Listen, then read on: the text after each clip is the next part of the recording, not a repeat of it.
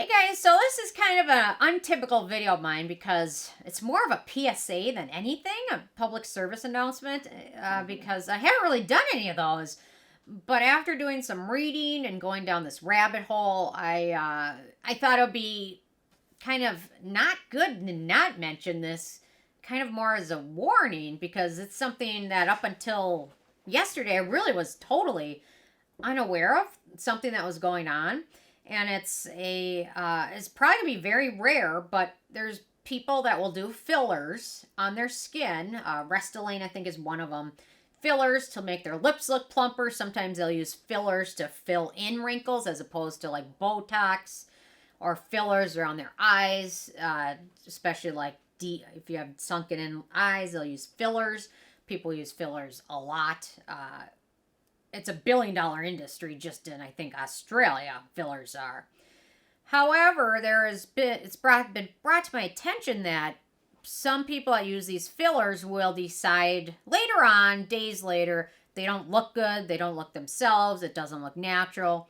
And instead of waiting for these fillers to degrade over time, there's something that cosmetic surgeons or injectors offer, and it is called, it is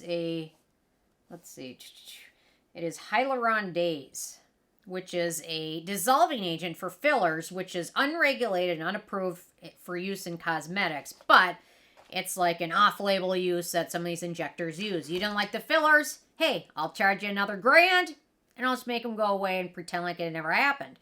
So we just inject this Hyaluronidase in your area where you did your fillers, and it will dissolve and you'll be back to the way you were before.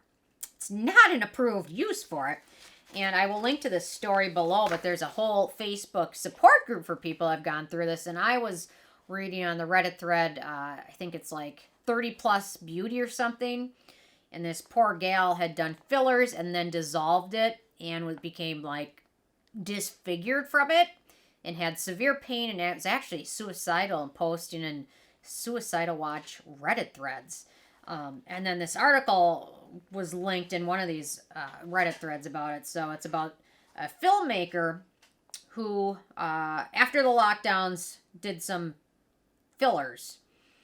So she did dermal lip filler. It didn't look quite as she hoped, so she decided to have it removed with an increasingly common procedure known as dissolving. After having 30 units of a popular drug called Hyaluronidase injected into her jaw and lips, she woke up with bone-crushing pain. She actually went to the emergency room because she thought she was having a stroke. And she says she felt very sickly. There was a sense of almost like I'd been poisoned by something. She had dilated pupils, a fast heart rate, and all appearing after she used this dissolving agent, which is not really proof for dissolving, but you know what? If they can sell you $2,000 to plump and $1,000 to take it away, hey, they just increase their profit margin by 33%. And you know what? I'm not necessarily even saying these people that did this even knew they were doing something bad, because it doesn't happen in everybody. Not everyone has this reaction. But so this Hyaluronidase is injected in, and it's meant to dissolve filler or wick away moisture, kind of. And instead, what it sounds like for some people, this enzyme goes in and just leaches your body of moisture and water and hyaluronic acid, because it's really meant to dissolve the hyaluronic acid that's used in the fillers. But instead of just working around the local area, it goes everywhere. And because it's off-label, the drug used is left up to the doctor's discretion, despite there's no rigorous testing for it on safety. I don't necessarily know if there ever will be tests on safety for it, because who's going to pay for it? I mean, the companies that are selling this stuff are making money using it this way, so are they going to want to regulate themselves? When it comes down to money talks, and do they care about the people in the long run? Anyway, so this person that had this done says, when you actually look into what this product is and what the enzyme does, it's actually catalytic and is designed to break something down. And that's the best way to describe what it feels like slowly being corroded, being broken down by something. And another woman named Tina says she's still paying the price after having 6 milligrams of hyaluronidase injected into her cheeks and temples to dissolve facial fillers 7 years ago.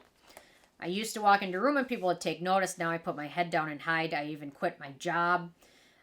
It's all about money making. It takes a half an hour to inject someone and make a couple of grand out of it. Easy cash. And there's photos on here of before and after and a couple of videos. So I will link to this below because it's worth, if you're ever thinking about doing fillers, and certainly if you're thinking about dissolving them, it's worth reading because there's a lot more at risk than you might ever think. This Facebook group has 4,500 members. So that's just people that are aware of this Facebook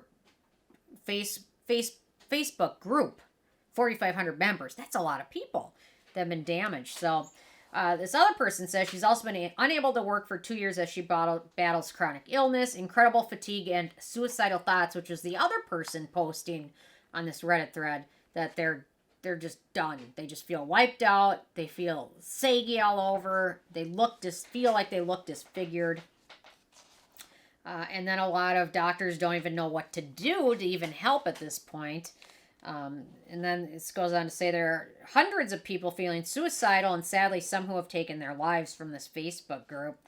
The shame and fear of being judged leads people to suffering and isolation, which, I mean, I guess when you feel that you look totally disfigured and you feel like all your self-esteem is gone and feel achy, physically not good, like fibromyalgia symptoms, things like that, I can see how some people might just feel like too much. And there's a lot of people that posted about these filler dissolvers that end up having like facelifts to help reconstruct what the damage has been done. So 30-some-year-olds, 20-some-year-olds that are having full facelifts to fix damage that had been done by something that probably would have gone away on its own.